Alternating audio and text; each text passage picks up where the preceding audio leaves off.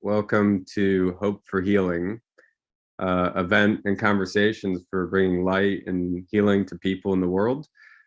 This is the recovery panel, the addiction and recovery panel, and we have a couple of really great panelists with us today.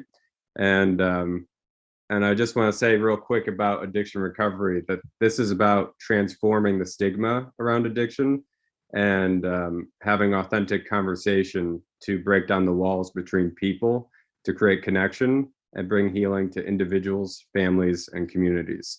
So before we get started, we're going to watch a short video, a little video I spliced together with me, and I took a really great video of Gabor Mate on YouTube that really talks about what healing looks like from addiction and recovery. So I'm going to share this video, and then we'll get an introduction from our panelists.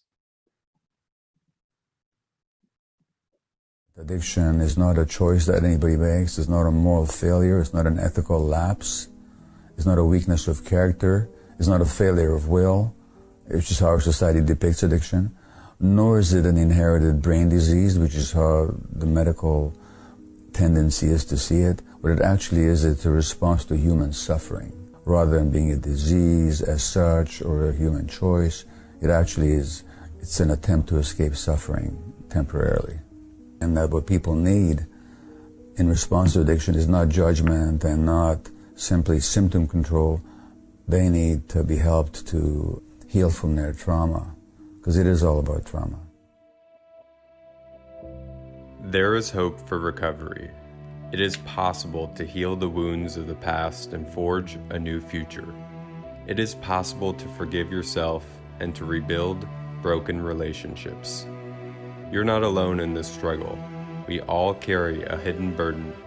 Every person struggles with their own coping mechanisms and different forms of addiction. The media, the television, cultural depiction of addicts is usually as desperate people, but without showing why they're desperate. So all that shows is the desperation for the drugs. There's no indication of what's driving that desperation. And hence you see them behaving in all kinds of dysfunctional ways. Aggressive or manipulative or unpleasant. But again, there's no three-dimensional sense of the reality of these people as to what that's really all about for them. If you're asking, is it possible for people to heal from trauma sufficiently that they don't have to keep escaping into addictions to lessen the suffering of their trauma? Yes, that's entirely possible. But the question is, under what conditions is that possible? So a lot of people do heal from addictions, but the most inveterate, most entrenched addicts, they have the hardest time. And they're also the ones whom society gives the hardest time, so that it makes it even harder to help them. Never mind they don't get the help they need, they actually get actively punished. So there's a deep sense of shame. Then there's tremendous emotional pain that accrues from abuse and neglect. Tremendous emotional pain that is hardly possible for people to bear. Now they have to soothe their pain with substances or other compulsive behaviors. Then the trauma itself, given that the human brain develops an interaction with the environment, shapes the brain circuitry in such a way that the person will be more likely to find relief from the drugs. So then you take these traumatized people and you make their habit illegal. So now you take these abused, traumatized people, you place them outside the law, you put them in jails, and you hound them all their lives, treating them like criminals and bad people and failures and rejects and less than human. And then we wonder how come they don't get better. So it's a self-perpetuating cycle of taking traumatized people and then re-traumatizing them, and then hoping at the same time, why don't they listen? Why don't they get better already? Why don't they give it up? Well, they don't give it up because the more hurt they are, the more they need to escape. In other words, the addiction wasn't your problem. Your problem was that you had a lot of emotional pain, you didn't know what to do with. So the addiction was really an attempt to solve a problem. And if you really understand their addiction, we have to ask, well, what gave you so much emotional pain? And how come you didn't have the internal resources? This is not a judgment, it's simply an inquiry. How come you lacked at some point the internal resources to deal with that pain in a more creative, forward-looking way that would help you resolve the pain rather than to perpetuate it? And how can we help you resolve what's inside you? Not just how do we help you change your behavior, but how do we help you change? Now that's what healing is. And that happens inside a person. So it's never a question of anybody curing anybody else, but we can guide people to healing if we ask the right questions. Your struggle doesn't have. We're gonna cut it. We're gonna cut it there. I wanna introduce everyone here, and we're gonna just go around and talk about our background, how you got involved in this work with addiction recovery, and just take like 90 seconds for this and share from that space. So, Desir, would you like to introduce yourself first?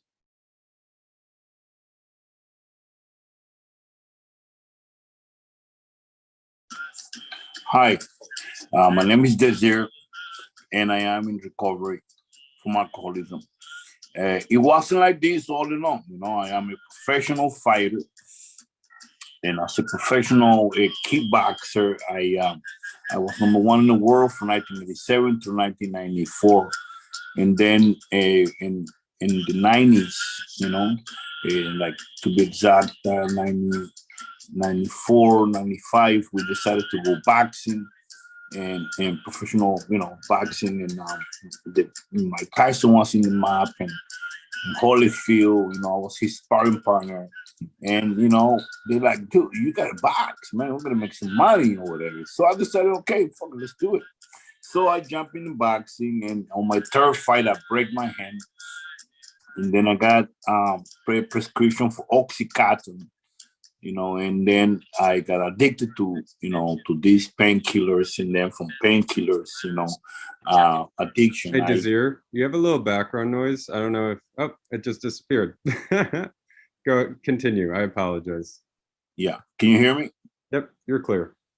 Yeah. So, basically, I went, from training every day and working out every day, 8 hours a day, to, hanging out with groupies in LA and drinking all day, all night, and then wreck that career and end up in the streets of Los Angeles as a hopeless alcoholic. By the grace of God, my coach realized I was strung out on drugs, so he talked me into going to rehab. I did. And then I, discovered this amazing technology that is called AA of recovery. And I began to, to practice this thing, and work, this amazing technology that helped me not only understand what was wrong with me, because I could put my finger in. I didn't understand why I have to drink and use every day, but also it gave me the ability to go out and really, set aside whatever I believe, whatever I had or I didn't have, my worries, my resentments, and all the fears. And I began to come close to God. And with God, I created a world that today is amazing. Since June 24, 2005, I have not found it necessary to use drugs or drink alcohol. In fact, I work with other people. In fact, I am committed to, being of service to other people, because I gotten off this horrible state of mind and body, that I could not shake. Something miraculous about, recovering, something amazing, such a blessing to get over this spiritual sickness that I had and be able to be present right now and give of what's being given to me so freely. So if you're new to this conversation, I want to welcome all of you. I'm looking forward to see the next best thing happening in your life. Thank you for letting me share. Thank you so much, Desir. Wow, you have an amazing story, and so happy you've made it through all that to be here with us now. Deb, would you like to introduce yourself next? Yes, good morning. I'm Deb Clark Bradshaw, and my background, even though I don't come from a background of recovery, I definitely come from a background of, first, I had health issues as a child. I had severe asthma, and there's something very stressful about being young and sort of being having your air depleted, and using the body's own intelligence to regulate through breath, just breath work, was something that I learned to do at a very young age. And then as I got older and my experience took me into, because my background is in dance, I'm a modern dance and ballet teacher. And so then movement started to be incorporated into my life. And the combination of the breath and movement, those things together integrated, can serve as a reduction in stress and anxiety. And that was very key for me. As I, again, moving into the world as a young woman, and developing self-esteem issues and people-pleasing issues and all of those sorts of things.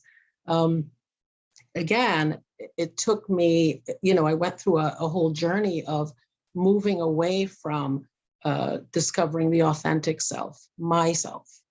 And I did find from my own experience that the ability to control one's point of view in the world, right? And to be able to come back to the authentic self can be done with breath work, can be done with movement. So when those two things work in tandem, it just clears this pathway to be able to pay attention to my own self-esteem issues, my own need to that pull to go outside of myself and to try to please externally, rather than to rely on what the body already understands intelligently, and to go back within.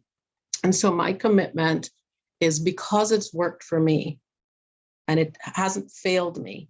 I mean, it's easy to pull out, to go out, which I can do. It's human, right? It's part of one's humanity.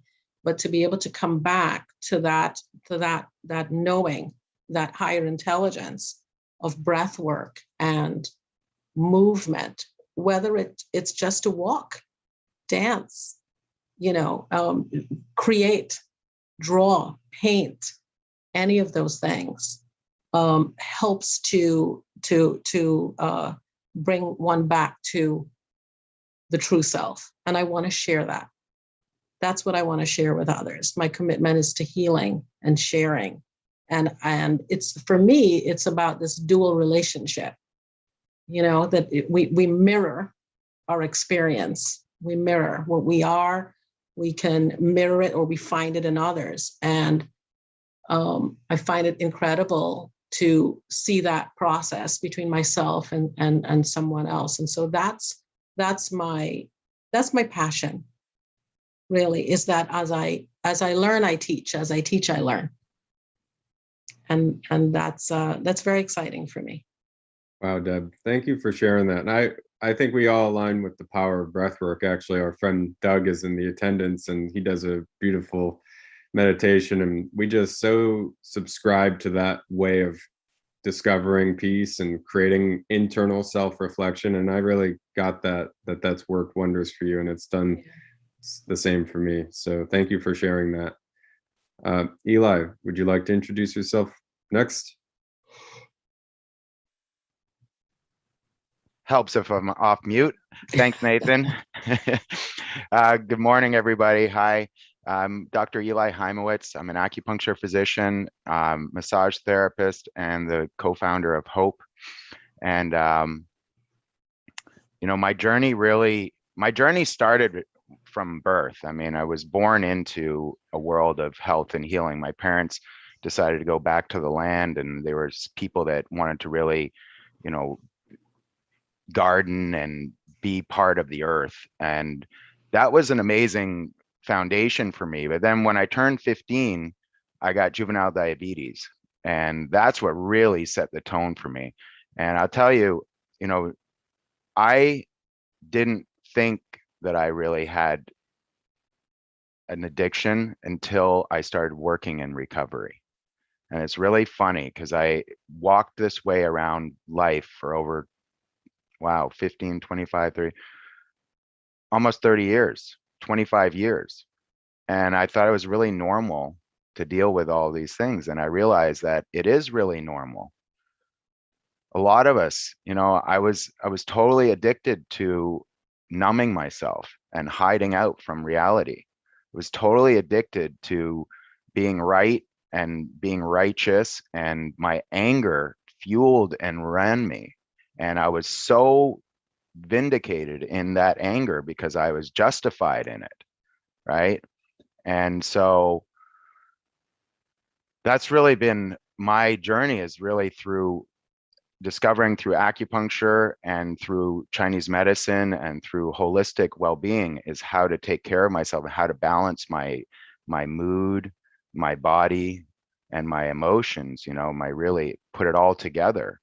And it's been such a gift for me to be able to work with people, because similar to you, Deb, as one of the gifts I get from people is when I work with people, I discover myself. And when I tell this to people in groups all the time, I say, look, we're going to have a conversation about something, but I want you to know I don't have the answer. I might have an idea of where I want us to go and what I think we should look at and what would be powerful, but I'm discovering this with you right along the way. And so that's really one of the biggest things I like is the aspect of discovering, because I think in this life there's too much focused on teaching and there being a certain way, when in reality each one of us is unique and an individual, and we have to find our own ways. And finding is, even to me, a weak word, because what it really is we have to be willing to discover. We have to be willing to fall down and fall over and mess it up. But inside of that, we discover what really works for us and who we really are. And that's been my journey in discovering myself and getting to the root of that anger and discovering who I really am and what I can do in the world. And as I've allowed myself to step into that, the anger has gone away and the ability to make a difference for people has shown up. Wow. Thank you for sharing that, Eli. I really got this holistic perspective of, like, first of all, we're all dealing with addiction. And second of all, like, there's something there at the root of this frustration and anger. And actually, since you're already talking about that, we're going to go right into the main panel questions. And we're all going to answer. And I'd like to ask you, what are some of the problems that you see people who are facing addiction and recovery that they're facing? And, what can they do about it?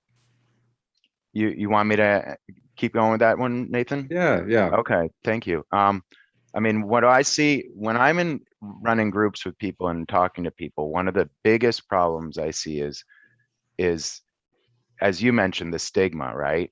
And the problem, though, is the stigma is it's not just from outside, right? It would be one thing if it was just the people not in recovery that were judging the people in recovery. But unfortunately, a lot of people in recovery are judging themselves. And there's this huge amount of judgment. And I have this question that I've created. I don't know that I created it. Maybe I heard it somewhere along the way, but I think it's one of the most potent questions that I can ask anybody. And in the line of the video you showed where, asking the questions gives people access, I ask people, why don't you deserve to be forgiven? And I'm asking everybody on this, anybody that's listening, anybody that will listen to this recording, why don't you deserve to be forgiven? What is it that punishing ourselves for our past is going to do? And I really see that as being one of the biggest challenges, is that whole world of forgiveness and acceptance, and being able to, if you can't forgive yourself and there's no space for the things that you perceive, the challenges, the mistakes that you perceive that you've made. Well, then how is there space for love? Right? Yeah. And in my world, without self-love, love of others becomes a very far distant reality. I mean, it's almost becomes an impossibility. And some people will say, no, you can actually love others first. And I have heard things about that. So maybe that's one access, but I still think that the self-love inside of that judgment and the way society has it set up, right? And like making criminals out of people that are dealing with pain. So that's a huge conversation right there, Nathan. You're on mute, buddy. I completely agree with that. And I find, yeah, very similarly, when I work with people and work in groups, they may say, this is what I want, right? But it doesn't always match. To say you want something and to know that you're worthy of receiving it are two completely different states of being. So saying this is what I want because maybe someone told them that this is what you need to do. You need to go get well, or society says you need to go get well. Or yeah, I know I need to get well, but are you worthy of receiving the wellness? Are you worthy of taking that and moving it into your future? And I think that is what I've noticed to be the biggest struggle with when I work with people, is to be able to incorporate those two ideas. Yes, to want, but also to take it to the next level and know that you're deserving of it. So I do agree with that. Absolutely. Thank you, Deb. I want to keep building on this conversation. Desir, we're talking about forgiveness and worthiness, as well as the other problems facing people going through addiction. Can you expand on this topic of what you see from your perspective? Well, of course. Well, fear that we're going to lose what we have and that we're not going to get what we want is a chief, basically, reason, the exact nature of why I lie, I cheat, and I steal. Yet there are people out there that, that look at us like, you bomb, you get out of here. People we're begging in the street to get high or something.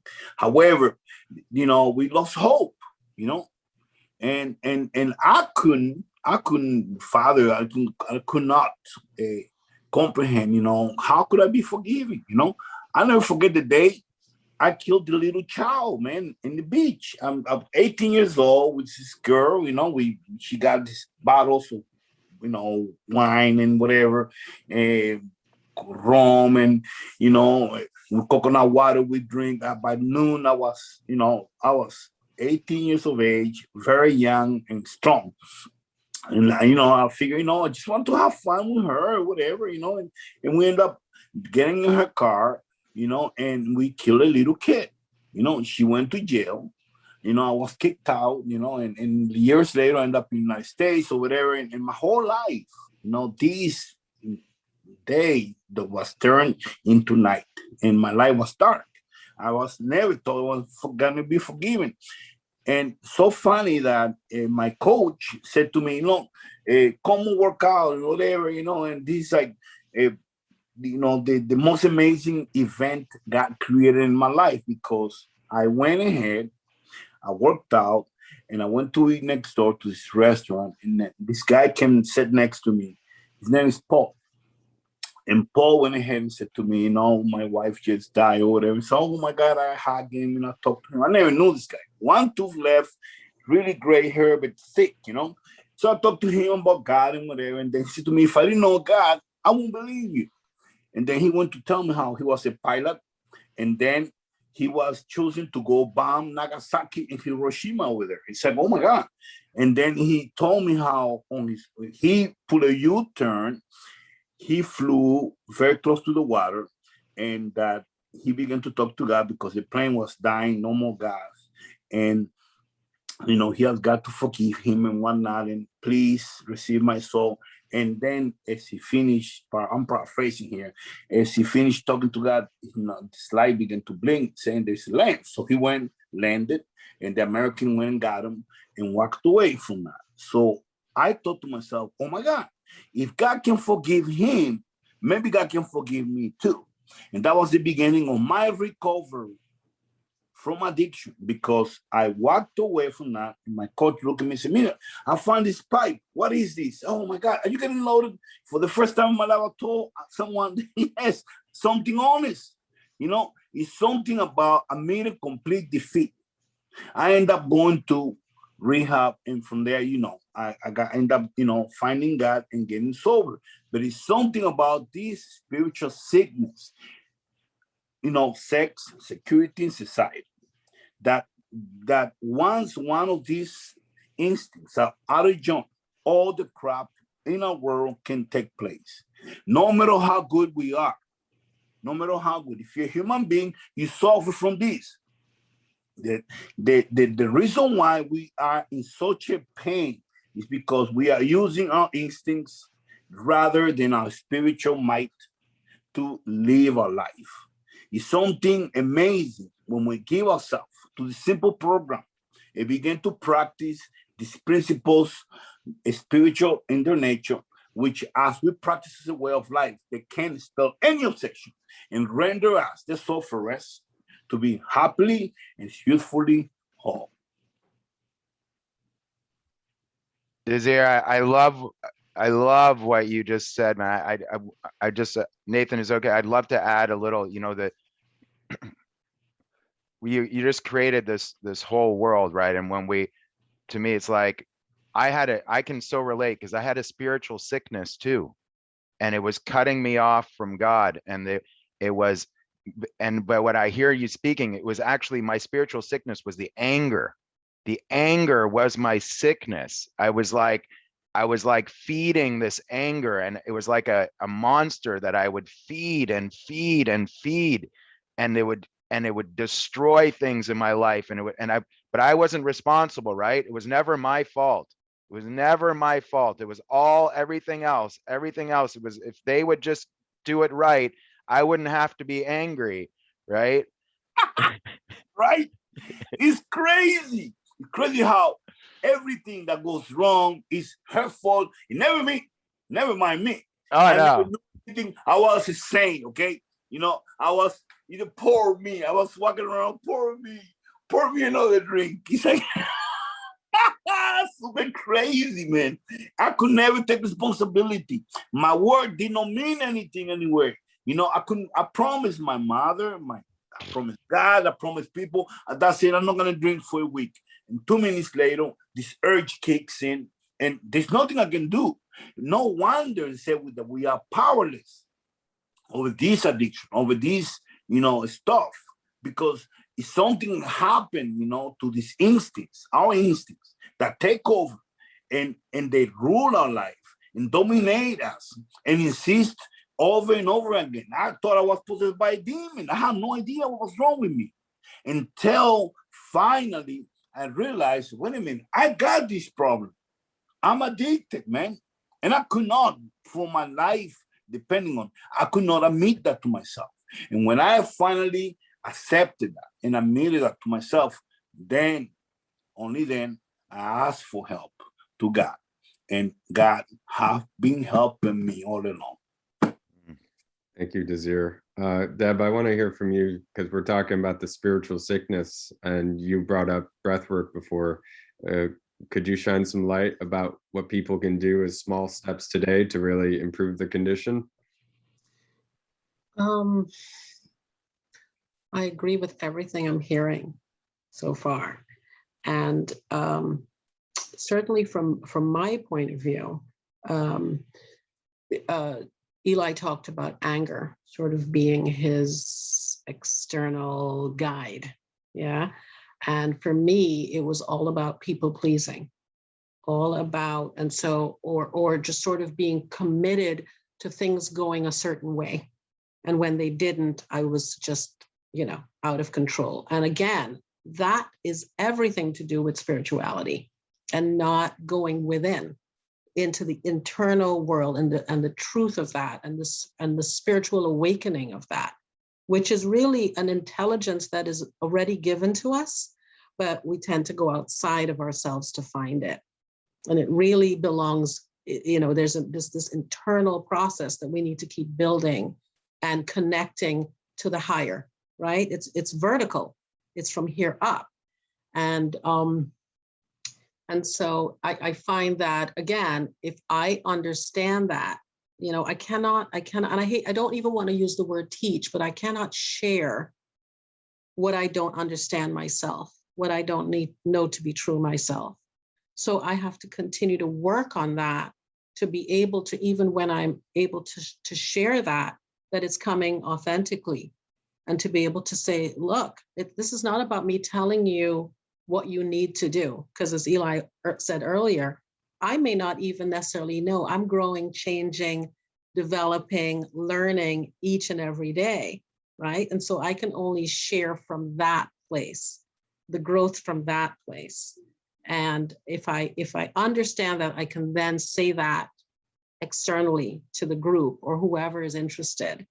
And so we can just then start that that process of each seeking our spiritual and full enlightenment. Really, it really has to start with being honest, right? And knowing that we are just shattered, broken, and to be able to heal that, it has to start internally and connect with our higher authentic source. So yeah, that's where I'm coming from. You know, just as you're sharing that, Deb, it's like, it was so, I just remember when so there is a connection to source, right? Except when we put something in between that connection. Yes. Right? And that's where I saw, is like, I literally severed that connection. And whether it was conscious or unconscious at the time, the connection was completely gone.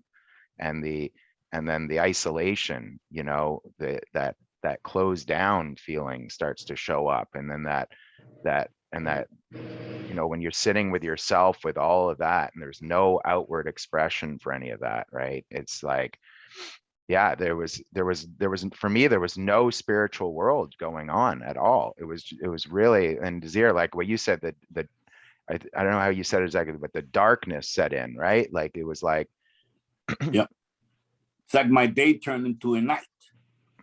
And yes, I realized that the first time I got drunk or high, you know, that was it. Every time after that, this thing is trying to kill me, period.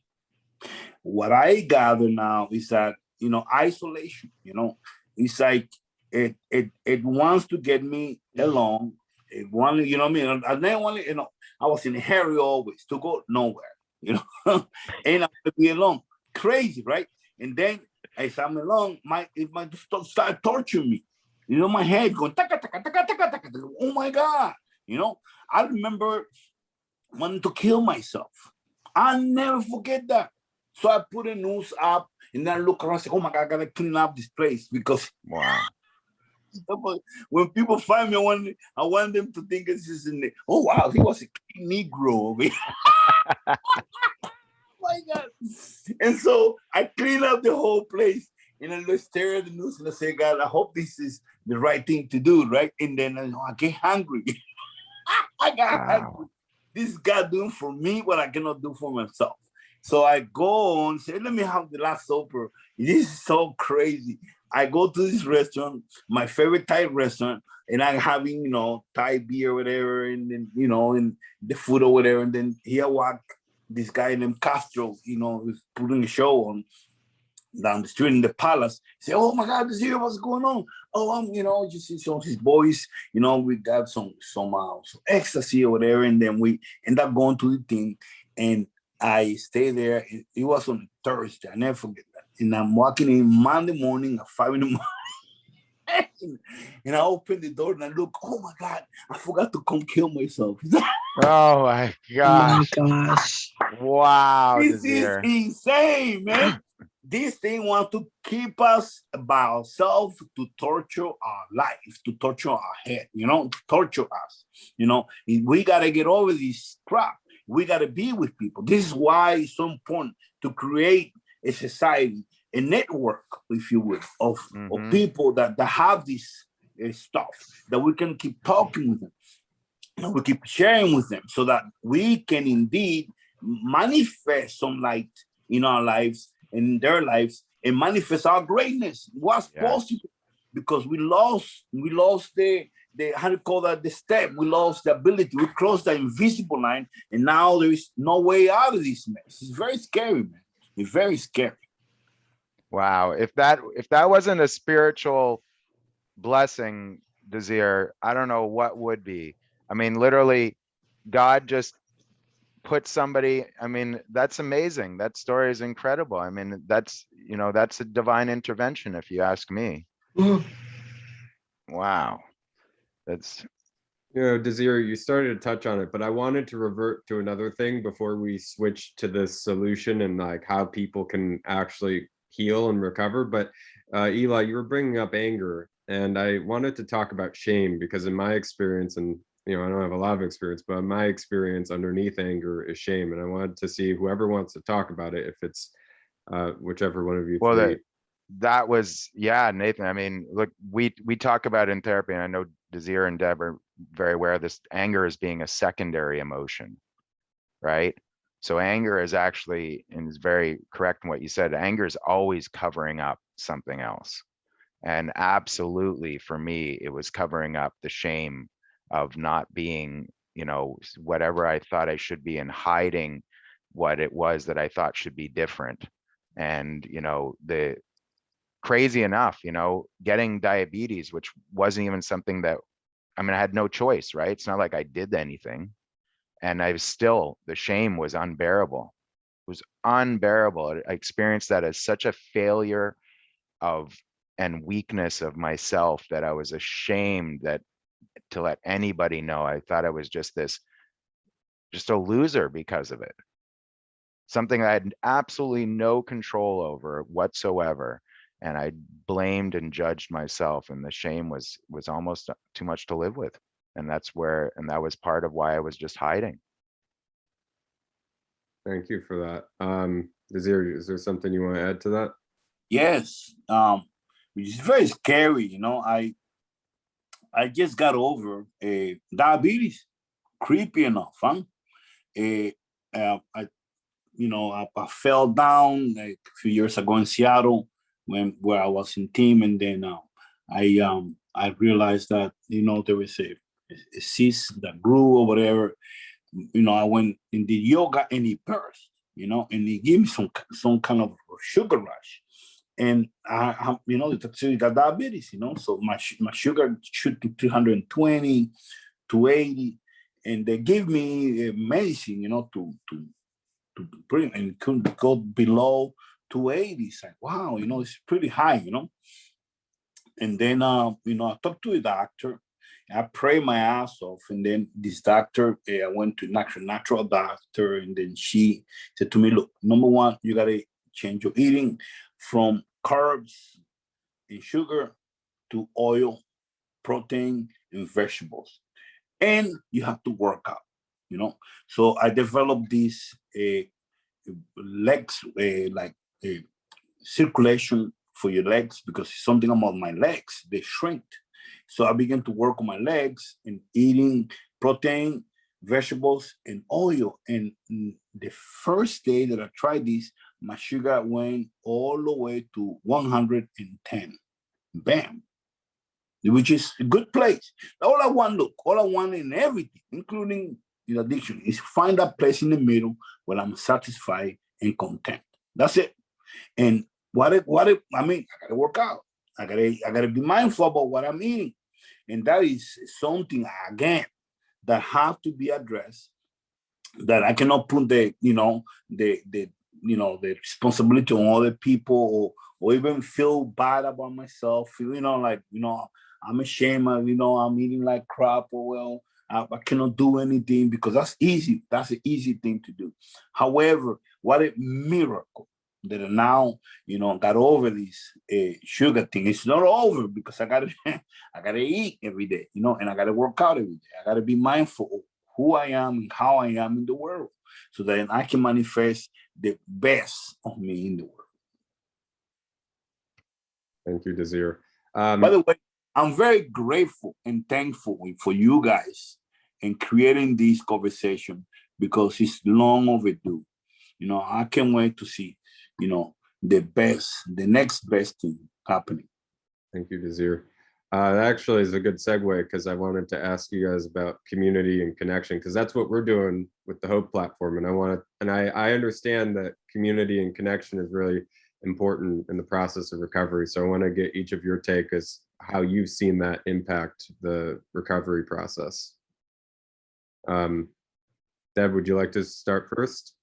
So are you actually asking about community and connectivity? Yep, and how it can impact recovery. Yep. I find it to be so critical. When you work with people and you watch their growth, where they come in and they're sitting maybe at the rear of the back of the room, right? And they've sort of, you're not hearing the internal dialogue, but when they actually do start to feel a little bit more comfortable, they're able to say, I came in with no intention of talking, verbalizing, making connections with anyone. I've never made connections before. What will be different now?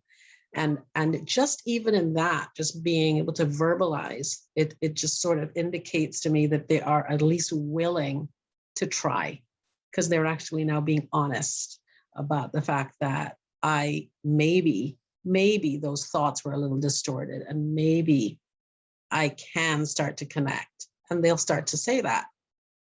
This is where I'm making friends. This is the first time I've made friends. This is the first time I've connected with anyone. And so it takes them away from, those underlying anger, those underneath the surface of the water, right? Where the anger is at the top, and you have all that frustration and doubt, self-doubt, and jealousies and all of those things. And when they start to verbalize and start to understand, and other people start saying, yeah, me too, I've been there. So then you start to see that connectedness within the community, and that can start the rebuilding of one's life. I know it certainly worked for me. When we keep things inside, we have an internal dialogue that is not reliable. It's not reliable. No one's able to hear what's coming out, to be able to say either, yes, I can relate, or yeah, that was my issue at one point, but this is what I did to sort of redirect.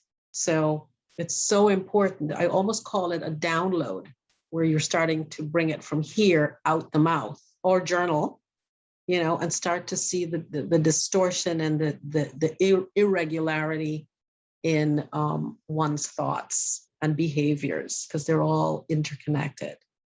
So I think it's critical to start working with people. Need people. Healthy people need healthy people. Let me clear that up, right? And so when you actually start to see that rebuilding through community and connection and passion, and then discovering one's passion, it's a wonderful journey that starts to unfold. Wow, Deb, people need people. That's just something to be with right there. Yeah, healthy people. Healthy people. It is. We need each other. Man. Yes, we do. There's nothing in the world that we can do without. We all we got, And in 1930s, this amazing fellowship have born, and before, prior to that, people were dying. Yeah. You have this disease, you're dead. That's it, And I am a member of this anonymous fellowship, and it's the fastest growing fellowship in the world. No one knows, You know how many of us, millions of us over, you know, the world. And there's a lot of fake people that are trying to imitate it. There's something about the ability to listen to each other and to be present and to rely on whatever we say 100%, because we have gone through this and recovered from this, and that we are responsible for all the people that come, you know, that is to come. You know, it's something so solemn and amazing. You know, it's such a privilege to be, you know, part of this. The amount of gratitude I have, you know, for this program and the technology that has given me a life that I have never thought I could even imagine having is the great pleasure of my life to be able to stand here today and freely share this, you know, technology with everyone. But their connection with millions of people, wherever I go in the world, wherever I go in any state, wherever I go, I always have my people, wherever I go, millions of people, wherever I go, we know who we are, you know, and we stay in touch. You know, every day I connect to at least 1,500 people. And remember, this is a pandemic here, and we're escaping disaster together. You know, we still connect via Zoom. We still got meetings, thousands of meetings every day. It's something about being able to actually create this fellowship, you know, this social group, these things where it's not, you know, it's not about, you know, chatting about my new book or my, you know, the Tupperware. This is actual conversation to the heart of this, you know, where we help each other, you know, to recover. We don't carry the software. We carry the message, you know, for those that are, you know, suffering in the world. It's amazing. You know, Desiree, I love, you can hear it in your speaking, right? Like there's like a sense of passion in your speaking, and it's, you know, I like the science and things a little bit too. And, you know, it's proven, right? Human beings, we're pack animals, right? That's why putting people in solitary confinement is one of the worst punishments you can do to a human being. And like you said, Deb, healthy people need healthy people, right? Sick people stay with sick people. So you gotta also watch your environment. You know, we know this relationship coach, and she says that the quality of your relationships are the biggest factor in determining your overall long-term health. Do you know that? Your health is directly related to the quality of your relationships. And so we need people. We got to, you know, like you said, Desiree, that ability to share our passions, right? To share our upsets, to share our victories, to share our losses, you know, to just to share and to have people in our lives, because that's what creates the richness, the fabric of our lives. You know, I say it this way: the quality of your relationships is directly related to the quality of your life, right? And it's the relationships everywhere. It's the relationships with yourself, right? And this, sometimes people overlook that. What's your relationship to yourself? Can you say, I love myself? What's your relationship to your work and to your environment around you? You know, what's your relationship to your, obviously to your family and your friends and coworkers like that? What is, you know, and then inside of feeding ourselves too, which is like you were talking about before, is there, you know, of course, we got to pay attention to the sugars we put in, but we also got to pay attention to the toxic garbage that we let into our minds, the thoughts that we feed ourselves every day. You know, what are we feeding ourselves? Are we feeding ourselves that, yes, I can do anything I put my mind to and that I commit to and that I'm passionate about? Or are we feeding ourselves that I'm not enough, I'll never be enough, and no matter what I do, I'll never succeed? You know, so to me, it's a lot of it is the practices, you know, what we do day in and day out, right? And like, I know a lot of people that have really powerful practices that they won't miss no matter what, because that's the foundation. That's what gives them their power. That's what gives them their, who they get to be out in the world, right? And so to me, that was one of the biggest things was, and I know, Nathan, maybe I'm starting to answer your other question, but, even before I really could see the light, the practices was something that started to open up the opportunity. There's an old expression, some people say, you can fake it till you make it. And sometimes just starting to get in the motion of those things that have open up space will start to pull for something newly in your life. So I really, I'm a huge component of practices every day to keep yourself, in your commitment to what matters to you. Can I add to that really quickly?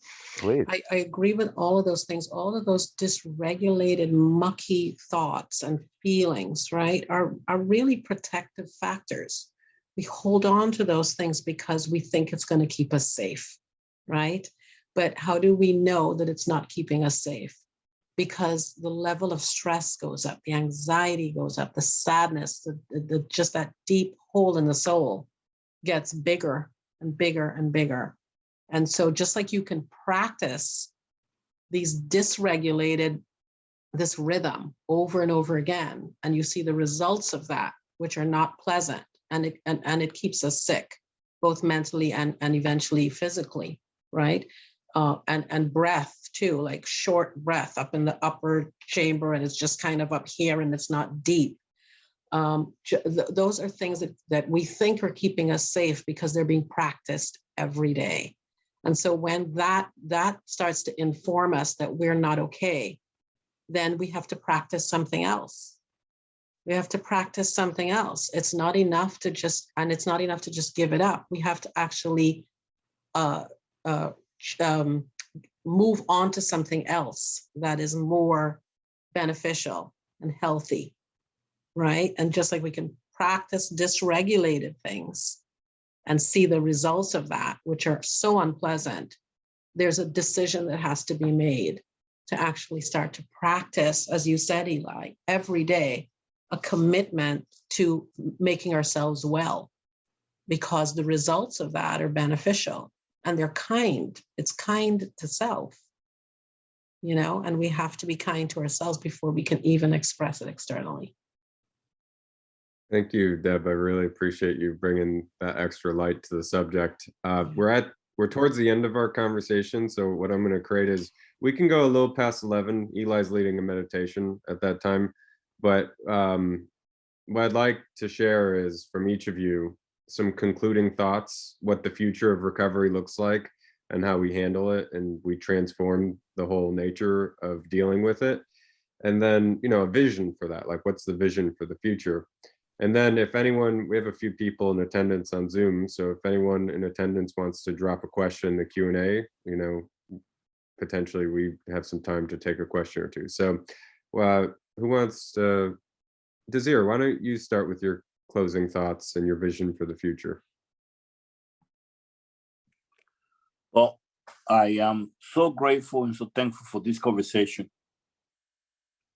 such that I now see the beginning of a new paradigm, that we can all stand on and begin to create newly.